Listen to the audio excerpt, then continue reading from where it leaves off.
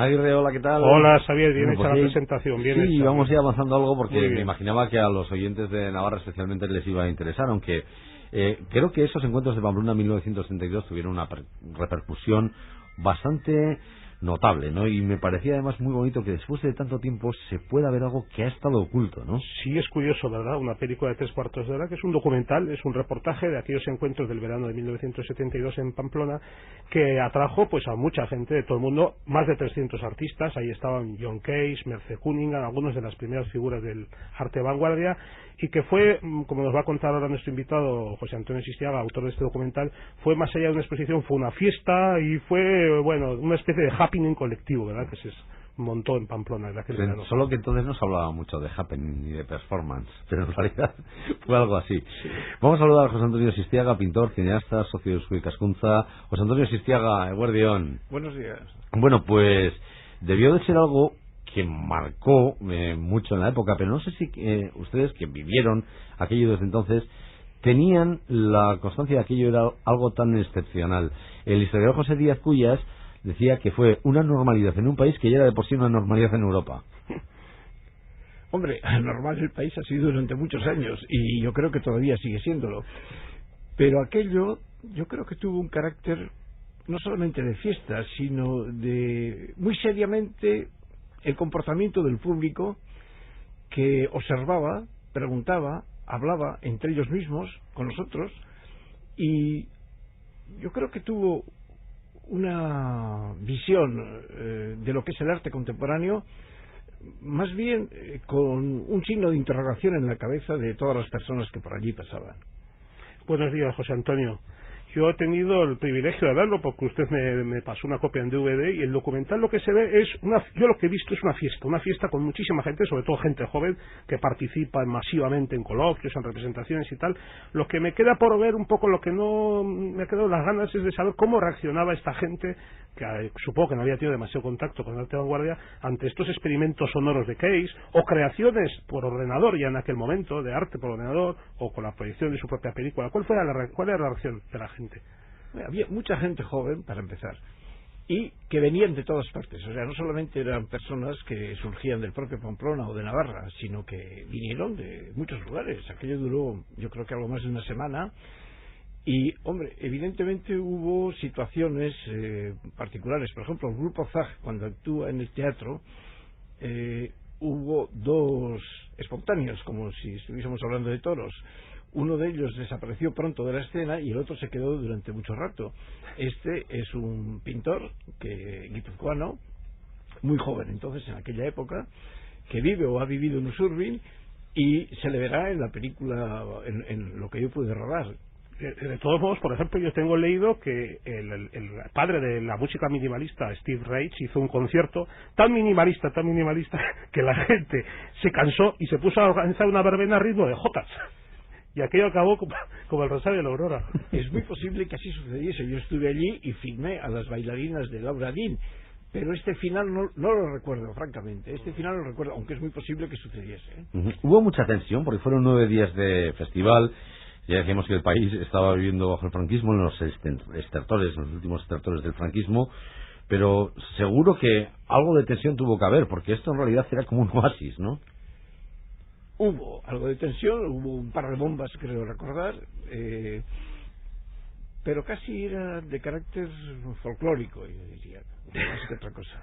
Y luego hubo prohibiciones extrañísimas. Por ejemplo, yo recuerdo que el grupo catalán que iba caminando por el paseo de Sarasate, como los que están haciendo marchas rápidamente, estaban eran tres atletas. Sí, 3 atletas, estaban vestidos correctamente, y vino la Guardia Civil y disparó para decir, ¿pero ustedes qué están haciendo? Y dije, pues estamos andando.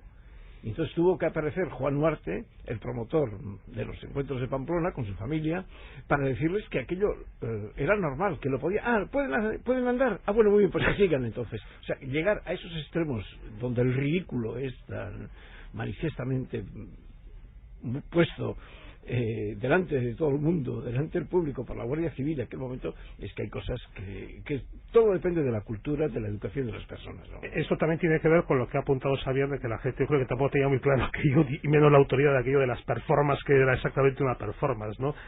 Lo cierto es que hubo actos que sí que se suspendieron. Bueno, el obispo de Pamplona peroró contra los encuentros, dijo que no eran moralmente muy tolerables, y hubo actos que se suspendieron por orden gubernativa, ¿verdad? Es posible que todo esto sucediese, pero yo debo decir que yo andaba con una máquina de cine encima y allí donde me encontraba filmaba. En realidad yo filmé hora y media, que ahora se va a montar de nuevo todo el negativo, y ver si realmente todavía puedo recuperar algunas imágenes más. Entonces el obispo dijo lo que dijo, pero es que los obispos de ahora siguen diciendo lo mismo. Si no es de arte, puede ser de cualquier cosa. O sea, los obispos, al menos en este país, siempre tienen que estar en primera fila, si no piensan que no tienen razón de ser, ¿no? Ha citado a Juan Ugarte como promotor de esta iniciativa, que era, creo, un mecenas cultural a la antigua usanza, ¿no? ¿Quién era Juan Ugarte o quién es Juan Ugarte? Desde mi punto de vista es un hombre con una sensibilidad artística excepcional. Es el que supo defender a Oteiza cuando a Oteiza se le echaba a patadas de Bilbao por dificultades económicas. Juan Ugarte, cuando descubre a Jorge Oteiza y se da cuenta que es una persona de una gran calidad tanto humana como artística, hay una relación entre ellos que vamos al extremo de que propio Juan Ugarte es el presidente, o ha sido hasta ahora el presidente de la Fundación Oteiza, que está en Alzuza. Es un hombre de una gran sensibilidad. Yo puedo contar una anécdota. Cuando yo hago la película mía, la que dura hora y cuarto, que se proyectó hace 3 años en Pamplona, de nuevo, me pide que pinte un mural para las Torres Blancas, pero me dice: yo no quiero hacerte una imposición, deseo saber si estás dispuesto a hacerlo. La pared mide 2 metros de alta o algo más de 2 metros y mide 17 metros y medio de largo. Y dije: ¿cómo no voy a aceptar esa propuesta cuando acabo de pintar una película que de largo tiene 3 kilómetros y de ancho tiene 35 milímetros? Entonces es un cambio en mi mentalidad lo que tuve que realizar para realizar esta pintura, que claro que aceptaba, pero era una propuesta hecha con todo el pudor. Juan Ugarte, hay que ver, por ejemplo, las relaciones que tuvo con Mendiburu, las relaciones que tuvo con Chillida, con Ruiz Valerdi, que tiene muchísima obra de Valerdi, y no solamente ellos, de Tapies en Cataluña y de otros más que no recuerdo, ¿no? Fue el creador, con su familia, con sus hermanos, del grupo Alea de música contemporánea, también de la editorial Alfaguara, que estaba en las Torres Blancas. Yo recuerdo que yo estaba allí en las Torres Blancas en aquel momento y fue la presentación, podríamos decir, de Alfaguara en los bajos de las Torres Blancas, ¿no? Parece ser que pronto el Centro Reina Sofía va a dedicarle además, ¿no?, un homenaje a... Sí, creo que en otoño de este año, a mí ya me ha llamado el director del museo, me ha enviado 2 cartas, estoy en relación con otras personas, entre ellas con Cuyás, que es el comisario de esta exposición. Esa palabra no me gusta, de comisario, a mí me recuerda a Melitón Manzanas, pero bueno, pasemos. Y creo que digo creo porque todavía no he recibido una comunicación exhaustiva sobre Juan Ugarte, me figuro. Bueno, ya he hablado de su largometraje pintado de Sistiaga, producido por Juan Ugarte, y que fue el que se proyectó también durante los encuentros de Pamplona. Como vaya título más curioso, ¿no? Sí, ¿verdad? Herera Baleibu y Zixubu Aruaren. Bueno, significado. Eso tiene su anécdota, porque la censura exigió una traducción al castellano. Entonces tuve que ir de Hondarribia, donde yo vivía, a Madrid para hablar con una persona.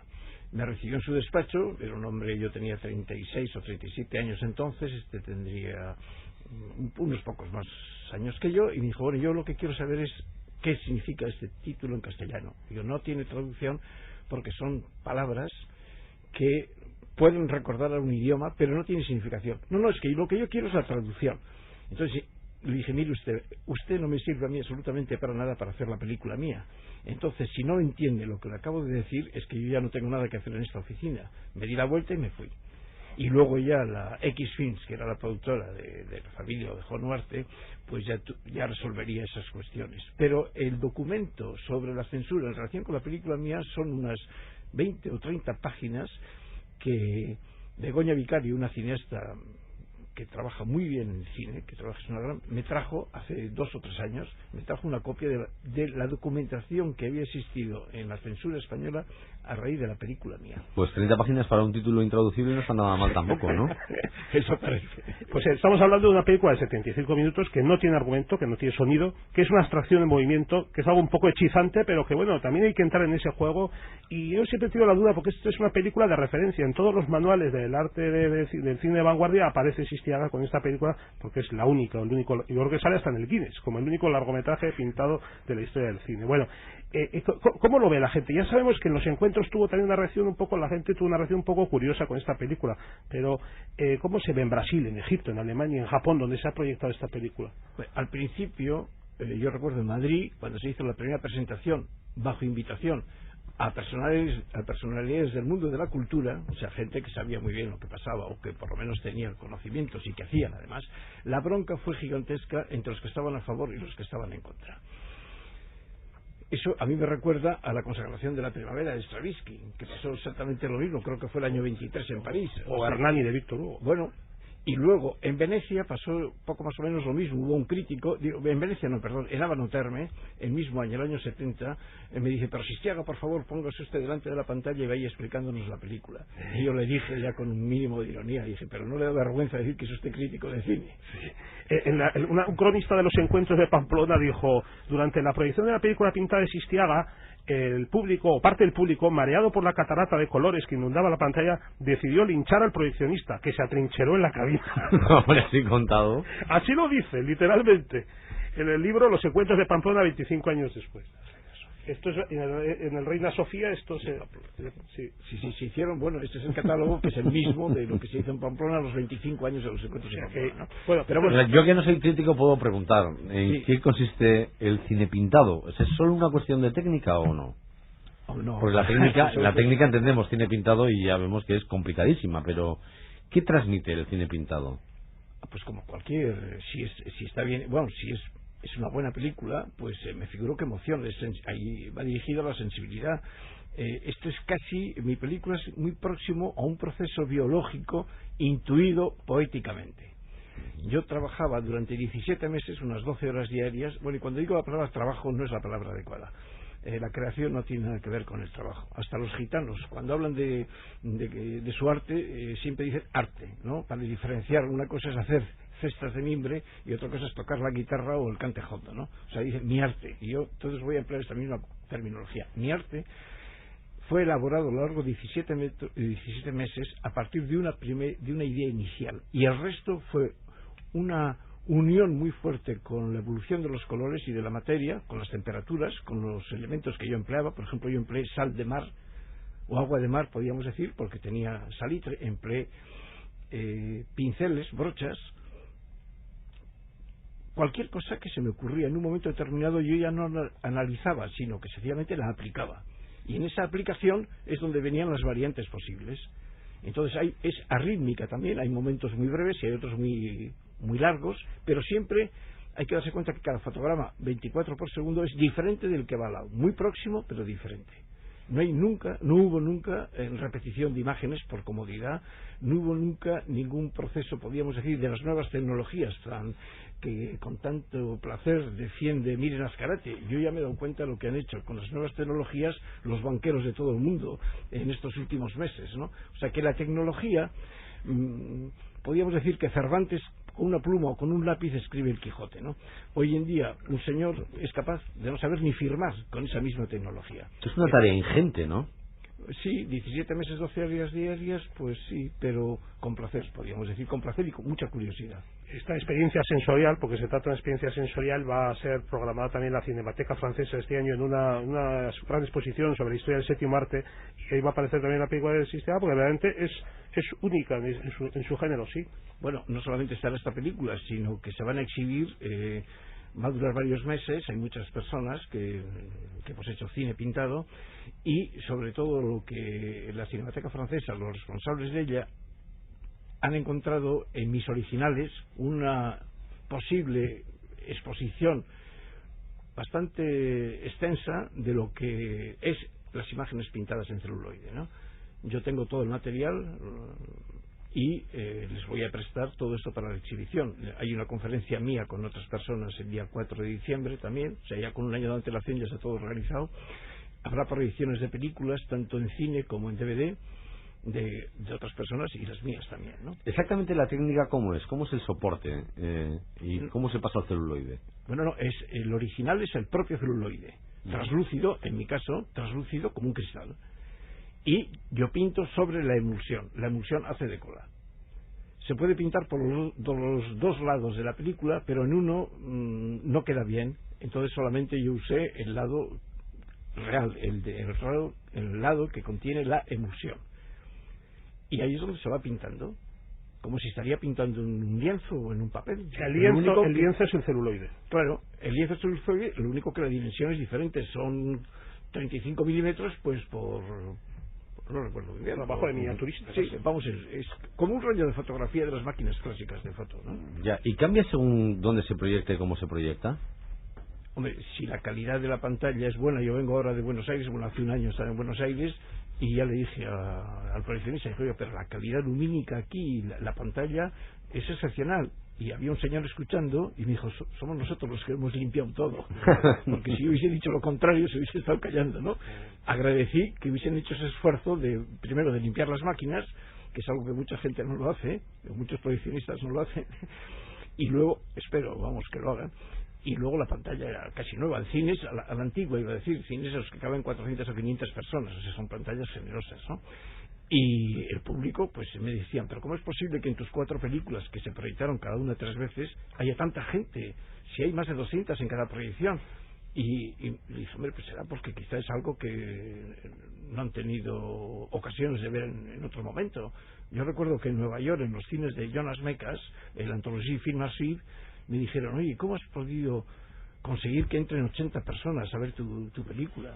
Y dije, no se habéis dado cuenta que ha venido una profesora con 40 alumnos, entonces eso habría que contarlo como una persona. Se llama público cautivo. Dijo, no, porque aquí para nosotros 40 personas, eso me dijo a mí el año 73. Vamos a recordar... Y sigue diciendo ahora lo mismo, diciendo lo mismo. 40 personas en algo de vanguardia en Nueva York es un éxito. Sí. Bueno, es hoy a las 8 de la tarde en el SAI de Carlos III de Pamplona, dentro del Festival Punto de Vista. Se va a proyectar este documental de José Antonio Sistiaga sobre los encuentros del 72, con presencia del propio autor que comentará la película. Dura 45 minutos y recomiendo especialmente fijarse en la parte final, en el que hay un precioso montaje de los encierros del 72 que a mí la verdad me ha encantado.